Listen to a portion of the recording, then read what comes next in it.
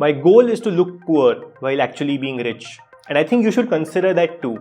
Now I know that sounds crazy, but just look around. There are so many people around us pretending to be rich. Flashy cars, designer clothes, extravagant holidays posted all over social media. But what's the truth? Most people are not rich. They are just great at spending money. In fact, 75% of Indians do not have an emergency fund, meaning they're literally one emergency away from complete financial disaster. And you know what's really crazy? The ones who look poor, who live below their means, don't flaunt their wealth, and are quietly building their life. They are the ones who actually end up rich. So first up, you don't have to look rich to actually be rich. In most cases, when anyone say buys an iPhone or a high-end luxury car or even designer clothes, we believe that they're rich because they're able to afford all those things.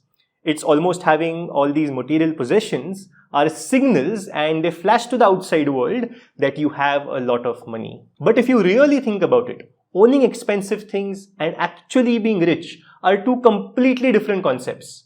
In fact, did you know that 70% of iPhones that are bought in India are purchased on EMI? That means majority of the people buying an iPhone can't actually pay for it upfront. They're taking a loan to get it, and it often has a very high interest rate, like 14-15% or even more. Now think about it. If you can truly afford it, why would you take a loan that adds that extra cost? So having expensive items gives an illusion of success. True wealth isn't about the things that you own if they are liabilities. It's about the assets that you start accumulating. If you're buying expensive things and that stops you from owning real assets, like investments in stocks or mutual funds, real estate, or even growing businesses, then you're not really getting wealthy. It's like you're driving a very shiny car but have nothing saved for your future. Let's break this down with a very simple example. Let's say there are two people. One is earning 2 lakhs per month but is only investing 10,000 rupees out of that. The second person is earning 50,000 a month but is investing 20,000 per month consistently. Over 20 years, guess who's going to be wealthier? The first person would have about 2 crores, while the second person will have 4 crores if both increase their SIPs by 10% every year. Secondly, think about the real point of money. It's not to show off how rich you are, but to build safety and security in your life. And I'm going to share a very personal story that has helped me just how I look at money. That will perhaps help me explain this better. So when I was 13 years old, my dad had a medical accident. During a routine hernia surgery, he had a cardiac arrest and a brain hypoxia on the operation table. It's a miracle that he survived, but even today, he's completely 100% dependent on us for every small action, whether that is eating, moving, or literally anything. Now at that time, my dad was the primary earner of our family, and this happened when he was 45 years old, right as he was hitting his financial peak. So imagine a situation where the main earning member in the family falls ill. Now, at that time, dad's income had not only stopped, but also our other expenses because of his illness had gone up. And we had no idea whether he would be okay again. Him earning money in the future did not even cross our mind. Now, this was a storm that we could not have seen coming. But here's what mattered. The choices that he made when he was healthy kept us going. My dad handled money very carefully. He never bought something impulsively or just wastefully spent money somewhere. When he bought something nice, it was after a lot of research and planning. He made sure that we had what we needed as we were growing up and we enjoyed good things, but that we weren't throwing money around just for show. And those habits weren't just about being frugal. They were about building a very solid foundation that could handle life's challenges. Those healthy financial habits became our lifeline. And after his incident, my mom, who was at that time a kindergarten teacher, had to step into his insurance practice to look after it. He slowly built on what he already had, and it took emotional strength and resilience. But because of the foundation that dad had laid for us, we had enough security to focus on what mattered without actually being financially in a corner.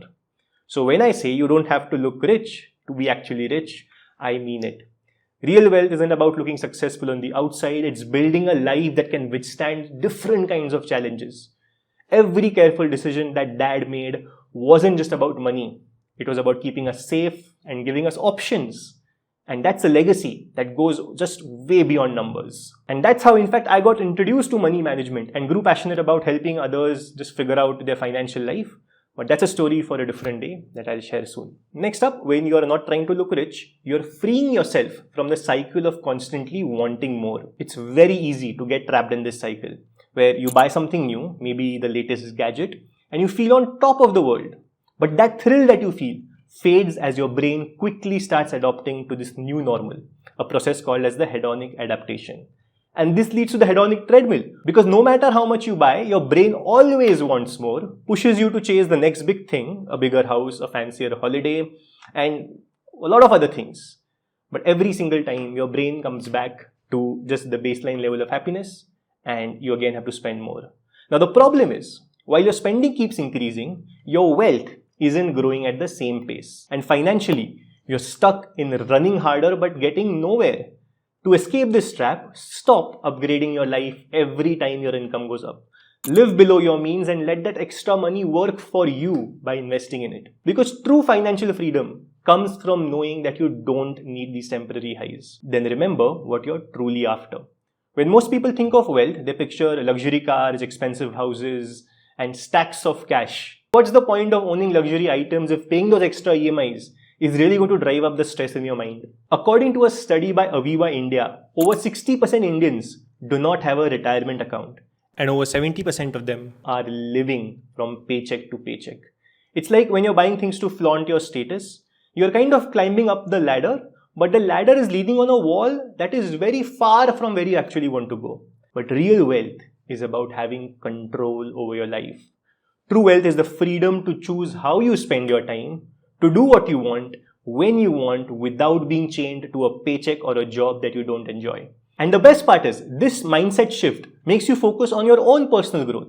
It pushes you to know more of yourself and actually curate your life such that you enjoy even the seemingly boring everyday things.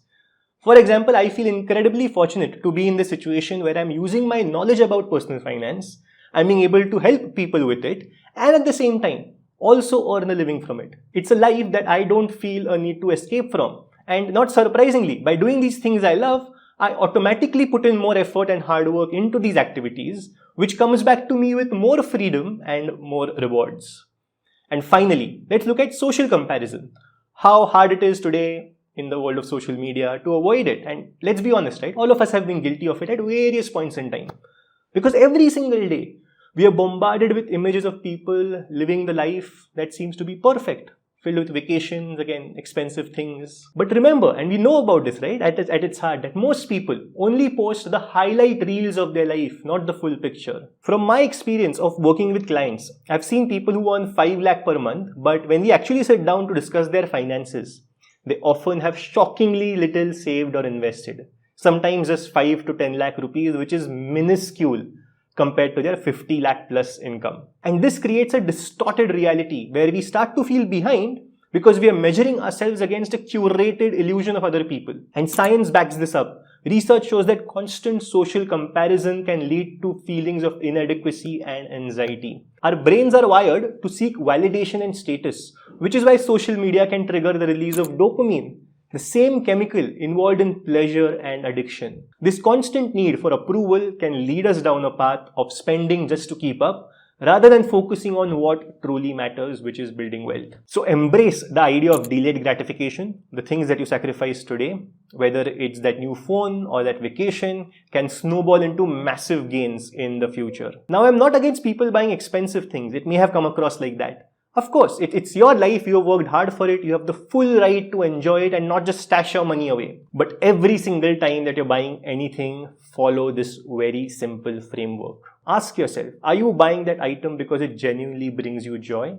Or because you think it will boost your social status? Would you still buy that luxury watch or that designer bag if no one else could see it? Would you still take that vacation if it weren't for Instagram stories? If the answer isn't about genuine fulfillment, then you should not buy it. And even if you're convinced you want that thing, gauge how that's going to impact your other financial goals. Yes, it is very hard to pass up on things that you want now, but it's also hard to face your financial struggles in the future. So choose your heart. If you enjoyed this video, then watch this one, where I talk about the 9 signs that are usually hidden that will tell you that you're doing well financially.